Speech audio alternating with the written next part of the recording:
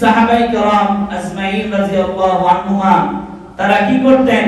তারা প্রত্যেকই রমজান আসার পূর্বে শাবান এর রজব মাসে তাদের পুরো রমজানের একটা প্রস্তুতি নিয়ে ফেলতেন।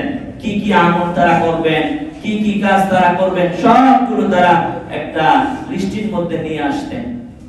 এই জন্য আমাদেরও চাই রমজান আসার পূর্বেই আমাদের কাজগুলোকে কমিয়ে ফেলা।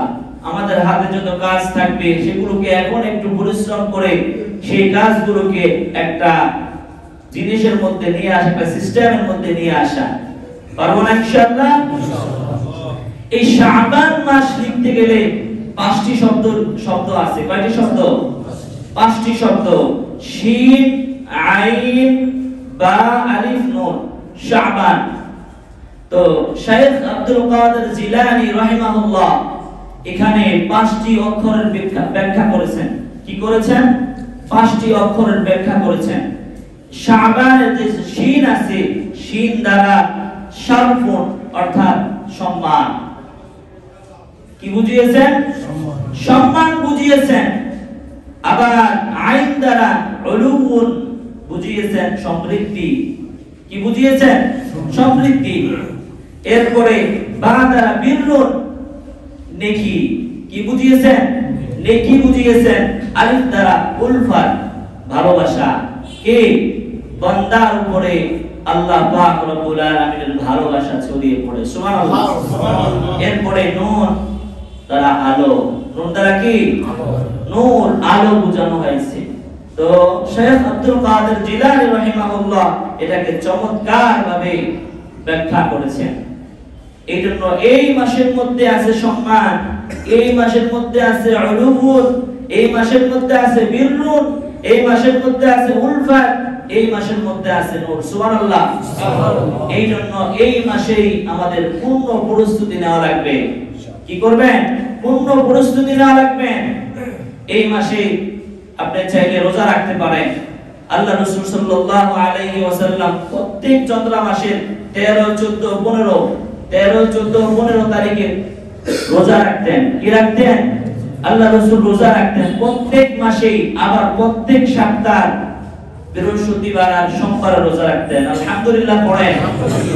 এই জন্য আমাদেরও রমজানুল মুবারক আসার পূর্বেই রমজানুল মুবারকের ফুল প্রস্তুতি নেওয়া। পারবো না ইনশাআল্লাহ? এই জন্য হাদিসে পাক থেকে আল্লাহ নবী সাল্লাল্লাহু আলাইহি ওয়াসাল্লাম বলেছেন, শাবানু শাহরি রমাদানু শাহরিল্লাহ।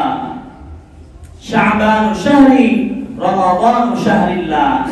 আল্লাহ রাসূল বলেন শাবান মাসটা হলো আমার। শাবানু শাহরি রমাদানু শাহরিল্লাহ। শাবান মাসটা হলো আমার। রাসূল কি বলছেন? শাবান মাসটা কার? রাসূল বলেন শাবান মাসটা আমার, আর রমজান মাসটা হলো আল্লাহ। সুবহানাল্লাহ। রমজান মাসটা কার? আল্লাহ। শাবান মাসটা রাসূলের। সুবহানাল্লাহ। কত চমৎকার বলেছেন। কি জন্য? আল্লাহ রাসূল সাল্লাল্লাহু আলাইহি ওয়াসাল্লাম অন্য হাদিসের মধ্যে বলেন, আস-সাওমু লি ওয়া আনা আজজি বি। বান্দা যখন রমজানুল মুবারকে রোজা রাখবে, রমজানুল মুবারকে কি করবে? রমজানুল মুবারকে রোজা রাখবে। আল্লাহ বলেন, ওয়া আনা আজজি বি, আমি রব নিজ হাতে তাকে পুরস্কার দেব। সুবহানাল্লাহ। যদি মালিক কোন তার অধীনস্থ যারা আছে তাদেরকে পুরস্কার যদি দেয়, যদি কোন মানুষের মাধ্যমে দেয়, তাহলে দেখা যায় হয়তো বা এমন হইতে পারে সেই পুরস্কারের মধ্যে কিছু একটা ভাগ হইলেও হইতে পারে। ঠিক কিনা বলেন? ঠিক কিনা? দেখা গেছে একটা দিতেছে, মালিক একটা দিছে, সেটা পরিবর্তন করে নরমালটা দিয়ে দিছে, এমন হয় কিনা? কিন্তু আল্লাহ পাক রব্বুল আলামিন নিজ হাতে পুরস্কার দিবেন, এর থেকে আর ভাগ্যবান কি হতে পারে? এই জন্য রাসূল বলেন শাবানু শাহরি, এই মাসটা হলো আমার। রমাদানু শাহরিল্লাহ, আর এই রমজানুল মুবারকের সেই মাসটা হলো আল্লাহ, আর আল্লাহ নিজ হাতেই বান্দাকে পুরস্কার দিবে। এই জন্য সেই পুরস্কার দিতে আমাদের রাজি আছি তো? ইনশাআল্লাহ। তো রমজানুল মুবারকে কিভাবে পুরস্কার দিবেন? ร রোজা রেখে না ছেড়ে রোজা রাখতে হবে। রোজা রাখতে হবে। ร রোজা রাখতে হবে। রোজা রাখতে হবে। রোজা রাখতে হবে। রোজা রাখতে হবে। রোজা রাখতে হবে। রোজা রাখতে হবে। রোজা রাখতে হবে। রোজা রাখতে হবে। এখানে অনেক ব্যবসায়ী ভাইরা আছেন, আমি আপনাদের কাছে উদাত্ত আহ্বান রাখবো, রমজানুল মুবারক চলে আসতেছে, পূর্ণ প্রস্তুতি ছাড়া পৃথিবী থেকে একটা মেসেজ দিচ্ছে, বাইতুল্লাহ থেকে অনেক মেসেজ সারা পৃথিবীতে ছড়িয়ে দিচ্ছে যে রমজান আসছে, তোমরা পূর্ণ প্রস্তুতি নাও।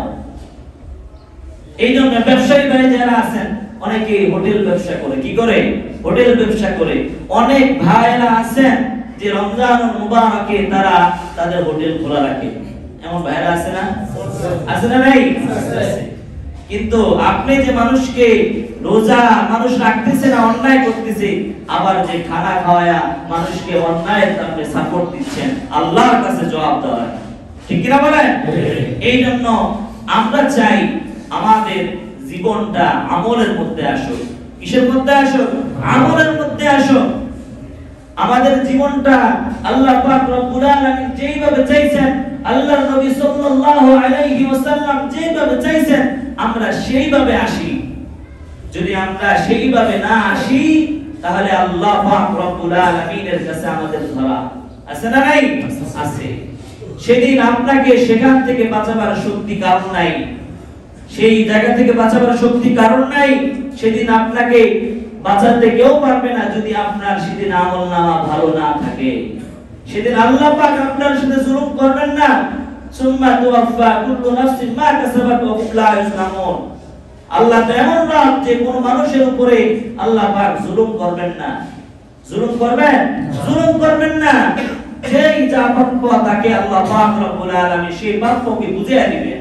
এটা আল্লাহ পাক রব্বুল আলামিনের ওয়াদা। এইজন্য বিশ্বনবী বলছেন, তোমাদের আমলের জিন্দেগিটা, তোমাদের জীবনটা একটা আমলের মধ্যে নিয়ে আসো, একটা প্ল্যাটফর্মে নিয়ে আসো, কোরআনের মধ্যে নিয়ে আসো।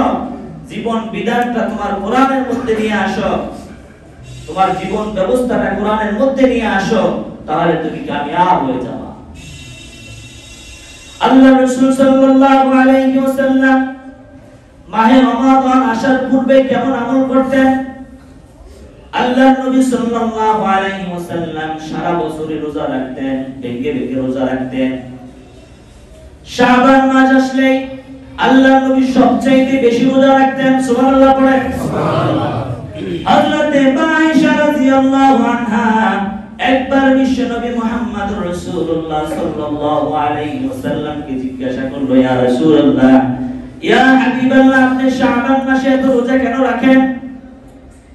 এত রোজা আপনি কেন রাখেন? এত আমল আপনি কেন করেন? সাইয়্যিদুনা মুহাম্মদুর রাসূলুল্লাহ সাল্লাল্লাহু আলাইহি ওয়াসাল্লাম বললেন, ও আয়েশা শোনো, আগামী বছর যে মানুষগুলো মারা যাবে আর সেই মানুষগুলোর লিস্টিং এই শাবান মাসে দেওয়া হয়। কোন মাসে?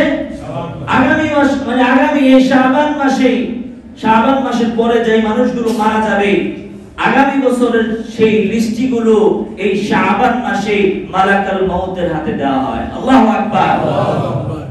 তো বিশ্বনবী মুহাম্মদুর রাসূলুল্লাহ সাল্লাল্লাহু আলাইহি ওয়াসাল্লাম বললেন, আমি চাই আমার মালাকুল মউতের কাছে আমার লিস্টিটা এমন সময় দেওয়া হলো, এমন অবস্থায় দেওয়া ছিল, এমন অবস্থায় রাখা হলো, সেই সময় আমি রোজাদার ছিলাম, সেই সময় আমি আমল অবস্থায় ছিলাম।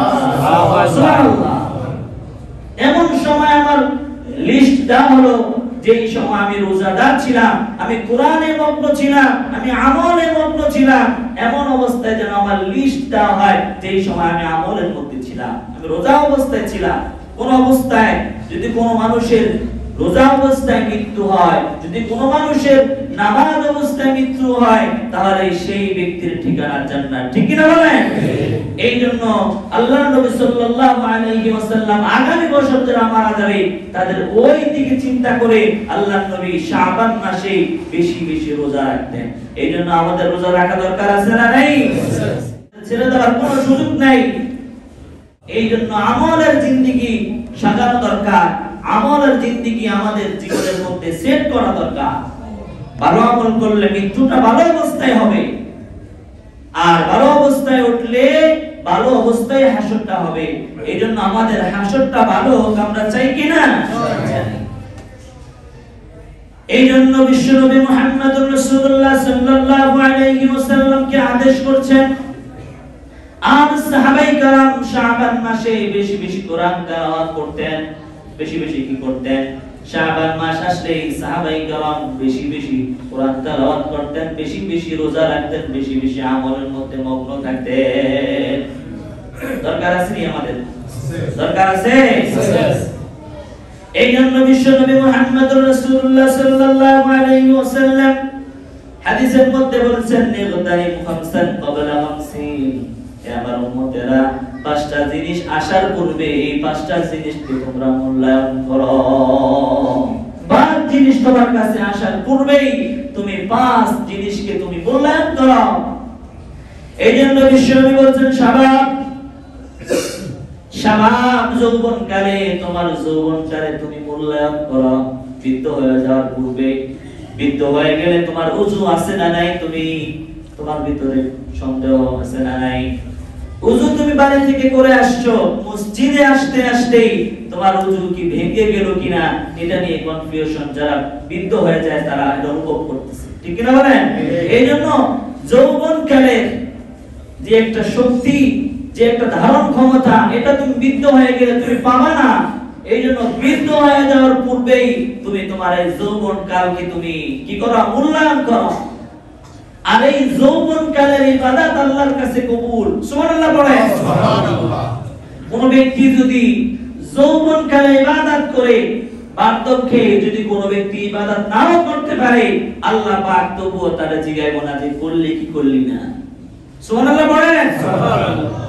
কারণ যদি ফেরেশতারা লিখতে চায় যে আল্লাহ ও যৌবন বয়সে ওর আমল সম্পূর্ণ ভালো, সব কিছু ঠিকঠাক করছে, এখন বার্ধক্যে এসে পারতেছে না, আল্লাহ ফেরেশতারে বলবে ফেরেশতা এটা লিখিস না, ওই যৌবন কালে যেমনি ইবাদত করছে, বৃদ্ধ হয়ে গেছে তাতে কি হয়েছে? করতে পারে না। যৌবন কালে যেমনি করছে বার্ধক্যে অমনি লিখতে থাক। সুবহানাল্লাহ বলে। পার্থক্য অমনি লিখতে থাক, পার্থক্য করিস না। কারণ যৌবন বয়সে যৌবনটারে কাজে লাগাইছে। এখন তো যুবক এমন হয়েছে, যৌবন বয়স শক্তি আছে, গায়ে ভালো এনার্জি আছে, এই জন্য গায়ের জোরে অনেক কিছু করে, ঠিক কি না?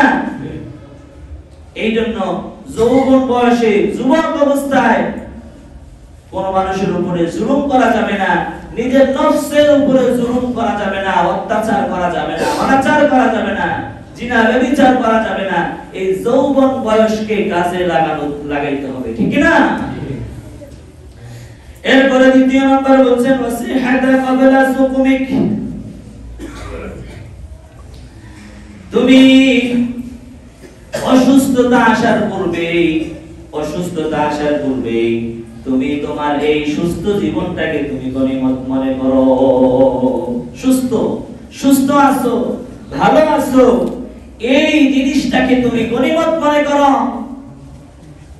তুমি যখন অসুস্থ হয়ে যাবা, এটা রাসূলের হাদিস, রাসূল বলছেন তুমি সুস্থ আছো, ভালো আছো, সাবলীল আছো, তো এই সুস্থ অবস্থায় অসুস্থ আসার পূর্বেই তুমি সুস্থ জীবনটাকে কাজে লাগিয়ে তুমি নেক কাজ বেশি বেশি করতে থাকো। নেক কাজ কি করতে থাকো?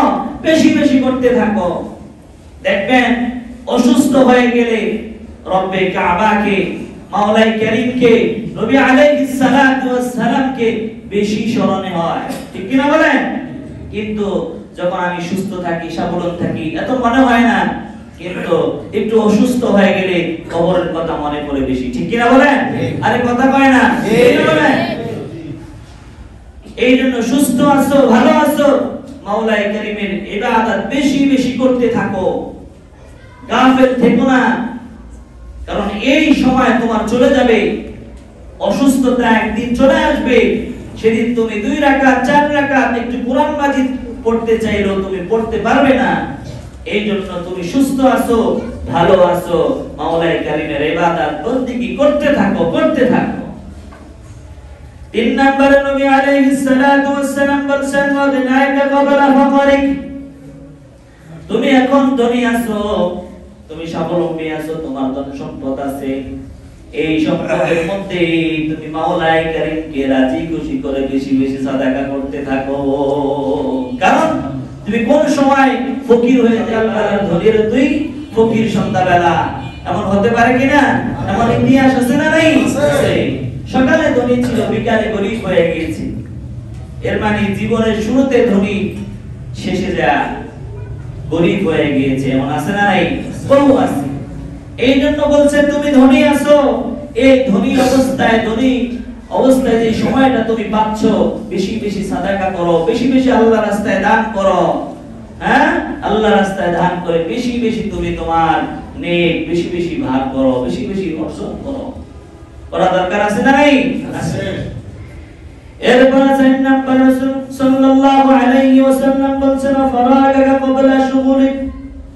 আল্লাহ নবী সাল্লাল্লাহু আলাইহি ওয়াসাল্লাম বলেছেন ব্যস্ততা এখন অবসর আছো, ব্যস্ততা আসার পূর্বে তুমি তোমার এই অবসর সময়টাকে গনিমত মনে করো, অবসর সময়টাকে তুমি কাজে লাগাও, ইবাদত করো।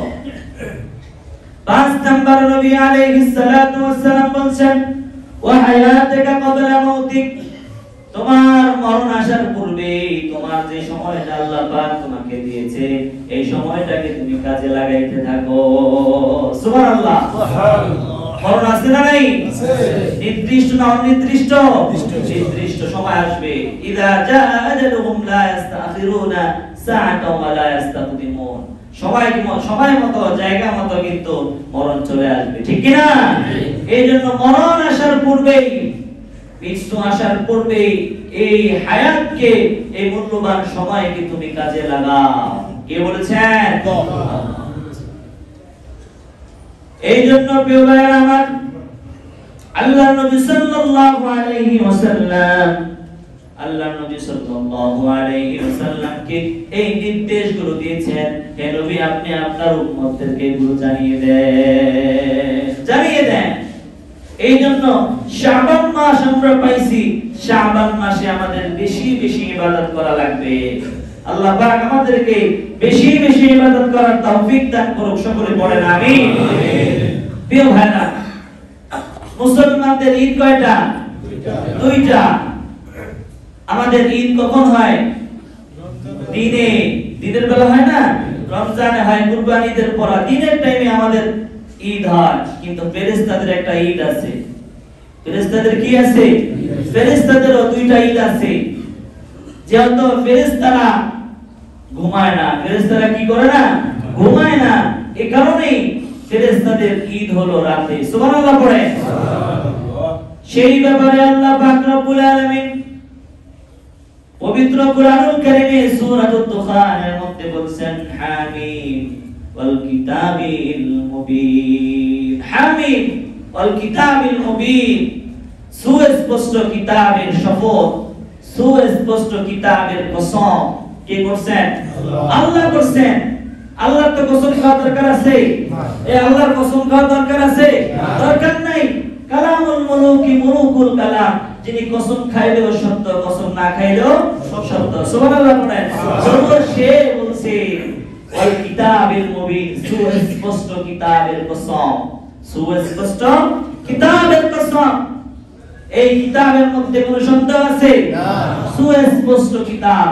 এই পৃথিবীর জমিনে আল্লাহ পাক রব্বুল আলামিন যে কিতাব নাযিল করছেন, অন্যান্য যত কিতাব আছে, এর বাইরে যত কিতাব আছে, কবিরা যারা বই লেখে তারা কি করে? বইয়ের শুরুতেই বলে দেয় যে ভাই আমার কিতাবে ভুল হইতে পারে, আমাকে জানিয়ে দিবেন, পরবর্তীতে আমি এটা ঠিক করব। ঠিক কি না বলেন? আর আল্লাহ বলেন যালিকাল কিতাবু লা রাইবা ফিহি হুদাল লিল মুত্তাকিন, এর মধ্যে কোনো ভুল তর্জনের কথা সন্দেহ পর্যন্ত নাই। আল্লাহু আকবার। আল্লাহ সূরাতুদ দুখানের মধ্যে বলছে ওয়াল কিতাবিল মুবিন, সুস্পষ্ট কিতাবের কসম। সুবহানাল্লাহ। এরপরে বলেন ইন্না আনজালনাহু ফি লাইলাতিন মুবারাকাতিন ইন্না কুন্না মুনজিরিন। নিশ্চয়ই আমি এক বরকতময় রাতে এই কোরআন নাযিল করছি। সুবহানাল্লাহ। ইন্না আনজালনাহু ফি লাইলাতিন মুবারাকাতিন ইন্না কুন্না মুনজিরিন। নিশ্চয় আমি এক বরকতময় রাতে এই কোরআনকে নাযিল করেছি। ইন্না কুন্না মুনজিরিন, আমি হলো সতর্ককারী। আমি কি? সতর্ককারী। আল্লাহকে সতর্ককারী। আল্লাহ পাক রব্বুল আলামিন আমাদেরকে কখনো কখনো সতর্ক করে, ঠিক কি না? ছোট ছোট বিপদ দিয়ে আমাদেরকে সতর্ক করে, ঠিক কি না?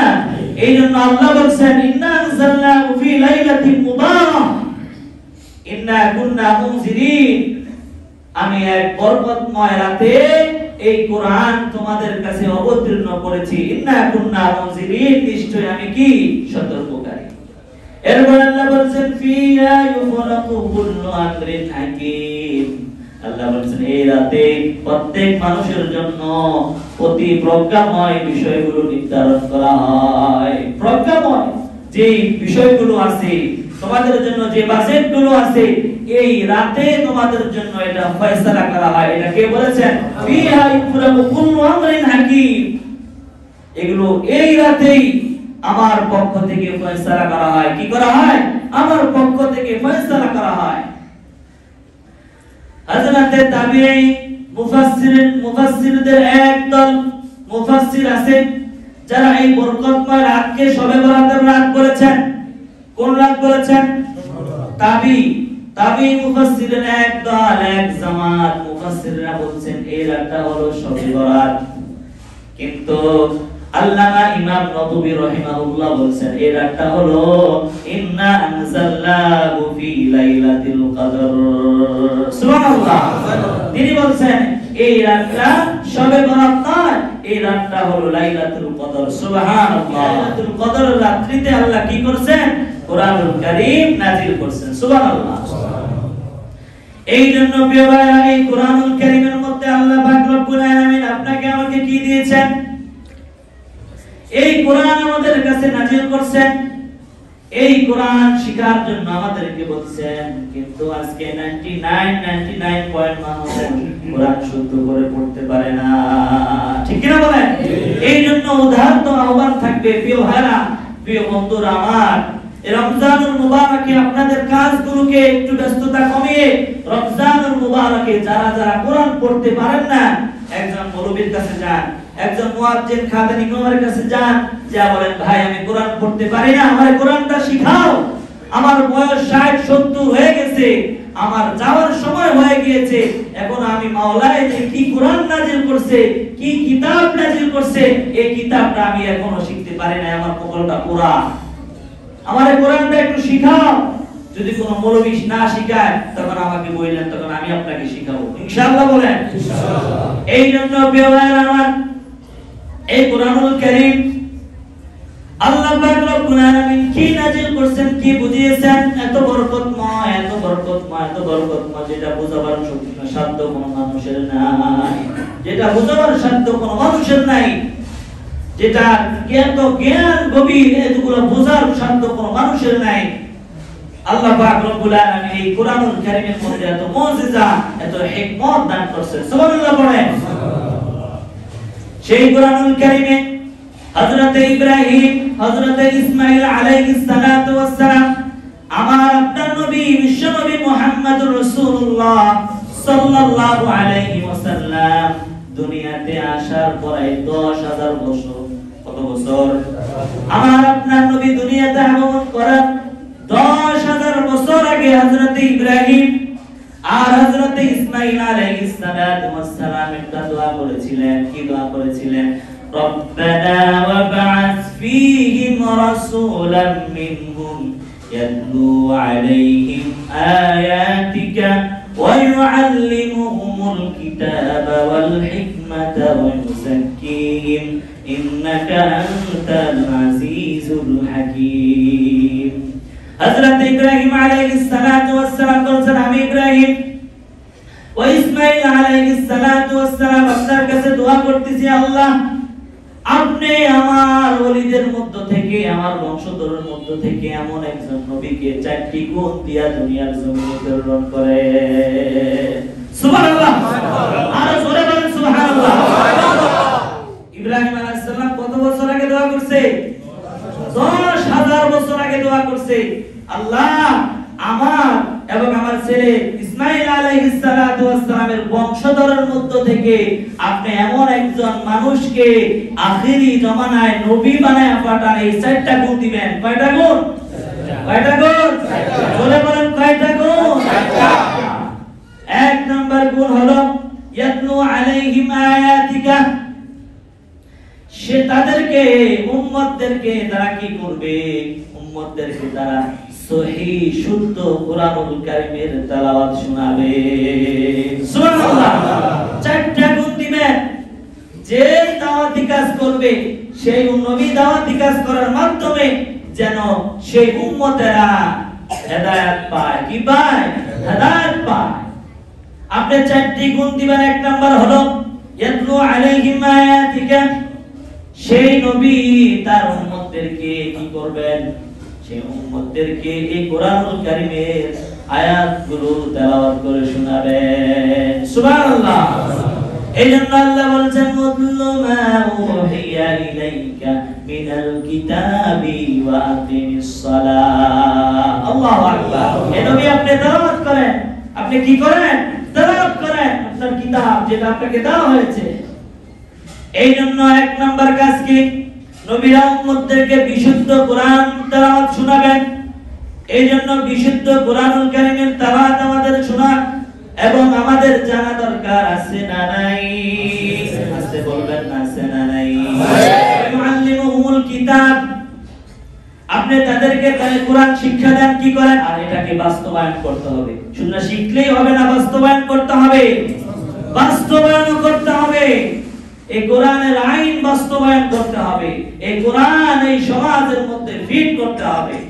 না হলে এই দেশ থেকে জুলুম, অত্যাচার, নির্যাতন বন্ধ করা সম্ভব না। ঠিক কি না বলেন?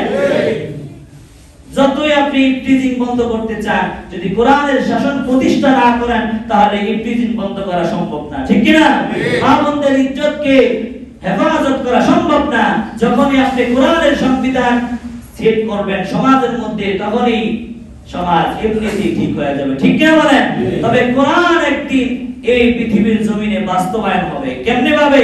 পৃথিবীতে এই দুনিয়ার জমিনে সূর্য যেমন ওঠে, আগামী কাল যেমন সূর্য উঠবে, এটা নিশ্চিত আল্লাহর জমিনে এই কোরআন একদিন প্রতিষ্ঠা হবে। ঠিক কি না বলেন? তবে এই কোরআন প্রতিষ্ঠার জন্য যদি আবার এই হামজার মতো উহুদে যাওয়ার মতো যদি উহুদের প্রান্তে যাওয়া লাগে, যাইতে রাজি আছেন তো ইনশাআল্লাহ? কোরআন এমনিতেই প্রতিষ্ঠা হবে না। এই কোরআনের জন্য, এই কোরআন বাস্তবায়নের জন্য প্রয়োজনে উহুদের ময়দানে যাওয়া লাগতে পারে। ঠিক কি না? এমনি এমনি প্রতিষ্ঠা হবে না। যদি এমনি এমনি প্রতিষ্ঠিত হতো তাহলে বিশ্বনবী মুহাম্মদুর রাসূলুল্লাহ সাল্লাল্লাহু আলাইহি ওয়াসাল্লামের রক্ত ঝরতো না। ঠিক কি না? এই জন্য আল্লাহর আইন হলো আপনি, আপনার উপরে কোরআন নাযিল করা হয়েছে, আপনি আপনার উম্মতদেরকে বিশুদ্ধ কোরআনের তেলাওয়াত শোনাবেন এবং এটাকে শিক্ষা দিবেন। এটা সমাজের মধ্যে প্রতিষ্ঠিত করবেন। তাদের আত্মাগুলোকে পবিত্র করে দিবেন। তাদের আত্মাগুলোকে কি করবেন? আত্মাগুলোকে পবিত্র করবেন। এই চারটা গুণই দিয়ে আল্লাহর নবী সাল্লাল্লাহু আলাইহি ওয়াসাল্লামকে দুনিয়ার জমিনে প্রেরণ করিয়েছেন। সুবহানাল্লাহ। এই নবীদের, সমস্ত নবীদের এই কাজই ছিল তাদের কিতাবের তেলাওয়াত শোনানো, তাদের কিতাবকে ইলম দেওয়া, ইলম শিখানো, এই কোরআনকে বাস্তবায়ন করা। এই জন্য প্রিয় ভাইরা, এই জমিনে যদি কোরআন প্রতিষ্ঠিত হয়, এই কোরআনকে যদি আমরা আমাদের শাসনের মধ্যে নিয়ে আসতে পারি, তাহলে আমাদের দেশ থেকে জুলুম, অত্যাচার, নির্যাতন খুব সহজেই বন্ধ হবে। ঠিক কি না? এটা ছাড়া বিকল্প পথ নাই। আপনি যাকেই ক্ষমতায় বসান, যাকে আপনি ক্ষমতা দেন, যাকে আপনি ভোট দেন, কোরআন ছাড়া বিকল্প পথ নাই। ঠিক কি না বলেন? যারাই ক্ষমতায় আসুক, কোরআন দিয়ে চালান। আমাদের কোনো কথা আছে? আমাদের কোনো অভিযোগ আছে? কোরআন দিয়ে চালান। এই কোরআনের মধ্যে সমস্ত ব্যবস্থা আছে। কিভাবে বিবাহ পড়াবেন, কিভাবে সমাজ চালাবেন, কিভাবে আপনার মা বাবার খেদমত করবেন, কিভাবে আপনার অধীনস্থ যারা আছে এদের হক দিবেন, সমস্ত বিষয় এই কোরআনে আছে না নাই? এই কোরআনে আছে। যখনই আপনি এই কোরআন দিয়ে সমস্ত বিধানগুলো ঠিক করবেন, সমাজ এমনিতেই ঠিক হয়ে যাবে। পুলিশ প্রশাসন দরকার হবে না। ঠিক কি না বলেন? যেমন হযরতে আবু বকর রাদিয়াল্লাহু আনহু আমলে তাকে খেলাফত দেওয়া হয়েছে, 2 বছর হয়ে যায়, কোনো বিচার আসে না। কি আসে না, কোনো বিচার আসে না।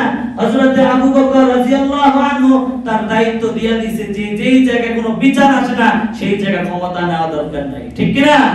এইজন্য যখন এই কোরআন দিয়ে শাসন করবেন, যখন এই কোরআন দিয়ে আমরা ইনসাফ করব, তখন এই জুলুম অত্যাচার আর থাকবে না, ঠিক কি না? এইজন্য কোরআন আমাদের দরকার আছে না নাই? আছে। আল্লাহ পাক আমাদেরকে কোরআন বোঝার তৌফিক দান করুন, সকলে পড়েন আমিন।